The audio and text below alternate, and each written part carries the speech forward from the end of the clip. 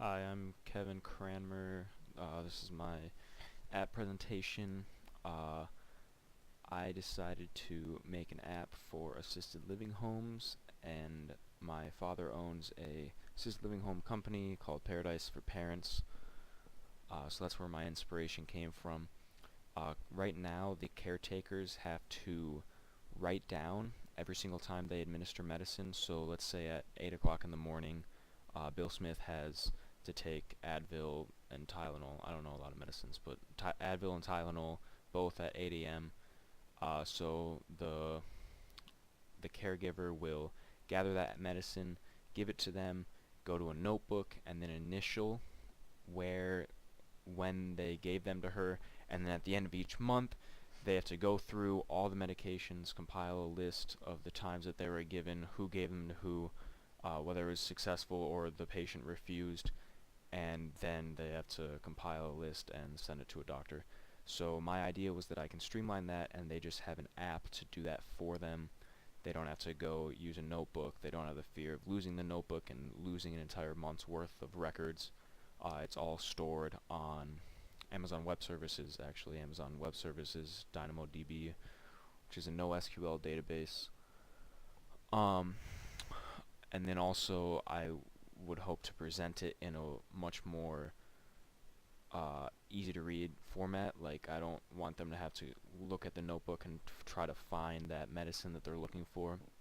With the app, it'll show them at 8 o'clock, here are the 3 medicines they need to take, here's the strength, dosage, method, all that stuff, and then you can press whether they were successfully administered or the patient refused it, and then save, and it'll save a record to the database, which can then easily be extracted and uh, done with whatever we need to do with that. So here is my class diagram. It's pretty messy. Let's first focus in the bottom left. We have 2 independent things, the map view controller and artwork. The artwork is basically the annotation for it, and upon clicking on that, it'll open up in the Maps app, so it'll take you to that. Map view controller is pretty simple, just generate the map and a function to find the hospitals. Then above that we have the utils class, which does a lot of the extracting and storing data with the cloud services I'm using. So that talks to DynamoDB, gets the required data from DynamoDB. It also stores the data or the record, and it also does the getting and uploading images with Firebase. So I used like DynamoDB as my database, but then in the requirements it says use core data or Firebase, so I stored the images in Firebase. I could have used Amazon Web Services S3, but I just did Firebase to fit the requirements. Then we have Firebase Storage Manager, which was one of the example things in class to help me store the data, and that's used in utils. Then going over to the home view controller, that's where it's just the home view page, and from there you can go to the map, or you can go to the resident list. The weather displays there, and that is my API call, which passes back JSON. All the calls to DynamoDB are the Dynamo API, but the weather one specifically gives back JSON that I then parse to display the weather. Based on the location that we get, that location is also passed to the map view controller. That's how we get that, through the prepare. So within the home view controller there's a timer, and then every 10 seconds it'll update the weather, so it'll be dynamically updated weather, so that's cool. The home view controller has a home, which is retrieved from DynamoDB after logging in with Amazon Web Services Cognito, which is another service. So when you first open up the app, you'll be asked to log in, and the 2 example logins I have are testUser and testUser2 with a password of welcome0 exclamation point capital W. And when you enter those, then you can get into it, and then you have to log in to be able to use DynamoDB and authenticate through that. I could have just given anyone access, but I implemented Cognito 2 for that. That's Amazon Web Services authentication thing. So yeah, once you authenticate, you can get the home, and that goes in the home view controller. And then using the home, you can get the residence as you move to the resident table view controller, and that is done in the prepare. So the prepare will call the util get residence and pass in the home name. Then it'll call the Dynamo API and get the correct residence, and it'll actually block there. I have an infinite while loop that is only finished after the data is retrieved, because you shouldn't go to the resident table view controller until you actually have the residence. And I do that on the prepare, so that if you go back and forward, it'll update if there are changes. I could have just done everything once you load the app, but then you'd have to close the app and reopen it if you want to have the changes load. So on the prepare to the resident table view controllers, when you get the residence, and then you just normal data source methods in there. You use the resident table view cell, which you see above there, and you also use the resident class, which has a bunch of delegate and methods for the DynamoDB API. It was really confusing setting that up, so I don't entirely know how it all works, but yeah. And then I added some of my own functions to like help with the passing of data within that resident module. So then when you click on a resident, it'll call the prepare, and it'll call get medicines from the utils, and again it'll block until it gets the medicines, and once it does, it'll go to the resident view controller. At the resident view controller, it'll ask for the get medicine dictionary, as you can see in the resident class, and this will return a dictionary of the times and also the medicines that go at that time. So a medicine class will be the medicine and also a list of the times that it belongs to. So you have to recreate a medicine for each time, and that's what's done in the get medicine dictionary. And then there's a UI image view in the resident view controller, as well as a table view below that, and the table view has administered or refused buttons, and you click on those and you hit save. Once it's administered or it's refused, then it's grayed out and a record is saved. It creates a record, and that when it creates the record, then it calls save record, which puts that in the DynamoDB database. It also creates a medicine model, which is essentially just a medicine, but I needed the two different ones so that I could actually save it because of some weird stuff. But yeah, so the medicine model, you go and you can update the medicine model so that it knows when it was administered, so it can gray it out. And then after it's grayed, so after it's grayed out, then you can no longer press any buttons on it, and it'll just be there, grayed out, so you know that it was grayed out. The medicines refresh. They currently refresh every 30 minutes.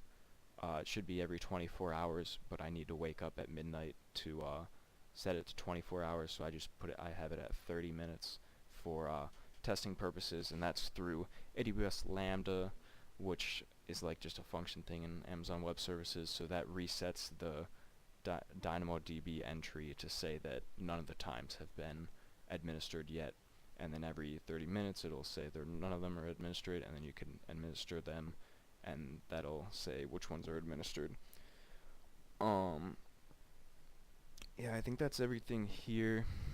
So moving on to my MVC, we see that the controller handles the weather API and the parsing of the JSON. It also sends requests to the model to get the home, residence, and medicines, and will eventually pass those onto the view. It handles the image picker, so the delegate methods of when it's done picking or if it canceled.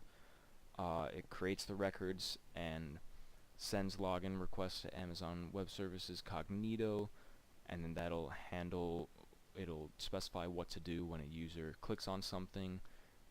It creates the map annotations and handles all the table view delegates and data sources, and then also handles navigation through prepare and unwind methods. Over in the model, the bottom left, we have Cognito itself, I guess. Cognito, the Amazon Web Services, I consider as part of the model, just because they handle the data. So Cognito itself handles the authorization. DynamoDB stores all the other stuff. I guess you can say Lambda resets the DynamoDB entries. Then the model also generates the objects that correspond to the DynamoDB entries, and it also handles the creating of lists because they're not in DynamoDB, they're actually just like strings with commas, so I parse them into arrays that are usable inside the controller within the model in each of the resident, home, medicine classes. You can see that the controller notifies the model to save the data to Dynamo and Firebase, and also updates to the medicine. Also, the model notifies the controller after receiving the data. As I said, it blocks it, so it has to wait until the model is done before moving forward, because otherwise you just have an empty table. And then when we look over to the view in the bottom right, we all know the view reacts to user taps and interactions and displays everything that we need it to display. It'll notify the controller when a button is pressed. It notifies it also when the image in the resident view controller is pressed. That's when I use the UI image picker, and when you click on that, then it pulls up the controller handles the image picker delegates and those things. The controller handles what is shown on the view, so it'll update the weather, it'll fill up the tables, and it will also fill up the map. So the best part about my app is that you can record when you administer medicines paperless, and I think that's huge. You can also, if you're like my dad, I think he has 3 homes, so you can filter between homes. However, I haven't implemented that yet, but it will be as easy as just adding more homes into the database. And putting a drop down to select the home. It's all set up to be able to handle multiple homes. I just didn't implement them yet, as that wasn't part of the class requirements. Limitations. So with this app, you can't actually add any medicines or residents or homes or caregivers, and the reason is because this app is for caregivers themselves. It's not for managers of the houses. I need to figure out how to authorize different levels of authorization between users before I even go into that. So right now this app is specifically for caregivers in what they do in their day-to-day, which is administer medicine pretty much. Lessons learned. So I learned that Apple's language is pretty constantly changing. I'd find Stack Overflow answers for like Swift 2, see that it's completely different in Swift 3, and even different in Swift 4, and then even different in like Swift 4.2 or whatever I'm using. And that really bothered me, especially when trying to work with the Amazon Web Services APIs, which like haven't been updated since Objective-C. So I was using old stuff. You'll see that all the attributes in some of those model classes are Objective-C attributes, and so that's pretty annoying. I wasn't a fan of that.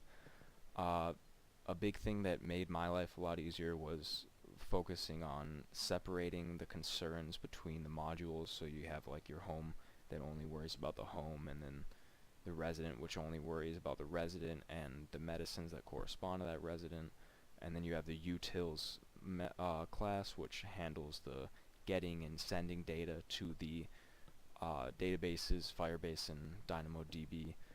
And I also thought I should learn the SQL for my backend instead of DynamoDB. DynamoDB is great, but it was so relational, how like each resident goes within a home. Pretty sure that's perfect for SQL, but I use DynamoDB just because that's what I've used in other learning like projects and stuff. So yeah, I want to do that. Hopefully I can take the database course next semester. Suggestions for improvement in the class. Originally I was kind of annoyed that we had to do labs that were the exact same thing as requirements that we had to implement in our project. It felt like we were doing the same thing twice inefficiently, so we would have to do it as a lab, but then also again as a project. I would have rather used my work time doing the lab, doing the project, although it did uh, really solidify my knowledge for those things, so I think it's useful. I don't know if I would get rid of it. Something to think about though. I also wish that there had been class work days. I think that would have been great because I ended up just like having 3 days where I worked like 8 to 10 hours on the project, and I think it would have been better if we were forced to work on it like once every other week or something. That way also it would space out the lectures, because towards the end of the class we started like felt like we were running out of stuff because we didn't have any more labs. It was just basically finish this project, that's all we have left, so it was like why even go to lectures sometimes except for the class activities and to learn about timers and the sprite kits.